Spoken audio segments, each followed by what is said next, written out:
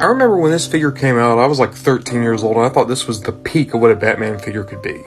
It's not really that, especially not these days, but, you know, I still have a lot of nostalgia for this guy. From DC Collectibles, or DC Direct it possibly was at that point, I forget when the name change happened, this is the Arkham Origins Batman. And yeah, like I said, for a long time, this was the Batman I wanted, the one I needed to track down. And even though I was able to get him a couple years later, when Arkham Knight came out was when I was finally able to get this guy, I still have a lot of attachment to him, because I remember all those years of thinking that this is the perfect Batman for a collection. The collection would be complete if I had this Batman. And of course, that's not all how it worked out, but, you know, there is still that sense of, this is the next level, that I can still remember thinking when I was a kid. Taking a closer look, and the thing you always have to give DC Collectibles is their figures were so beautifully sculpted.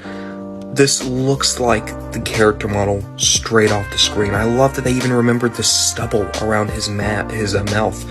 It's such a wonderful head sculpt for Batman. So intense, so fierce. It's a lot angrier looking than most Batmans are without being an outright snarl. And then you go from there, you have a great integration of the cape with the cowl, which gives you like the cape over the shoulders look that a lot of Batman figures back then just didn't have. And they still don't have, because it does impede the articulation. But this doesn't impede it that much. It's the best use of that trick that I've seen. And then you go down, you have a few like little stubs here to be like the bat claws. A big thing about the Arkham Origins design is that it was supposed to be a less refined version of the Batman costume. So the utility belt has a lot more like random shapes to it.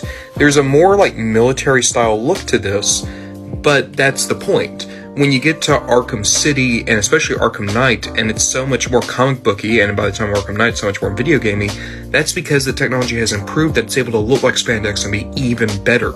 Even though this looks more impressive on some level, it's so much more bulky and so much more restrictive that it's actually the far inferior suit. That's a great bit of visual storytelling that I don't think they really capitalized on all that much in Arkham Origins.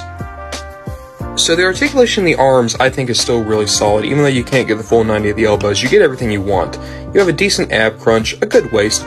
The lower body is where I start to have some issues, right? So you only go that far out at the hips, and that's because the plastic starts to rub against itself. And it's hard to even go forward or back with it, which is even worse.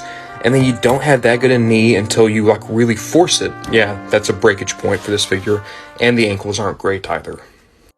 I would never call this a definitive Batman, but for me, it's a mainstay of the collection, and I do still adore it.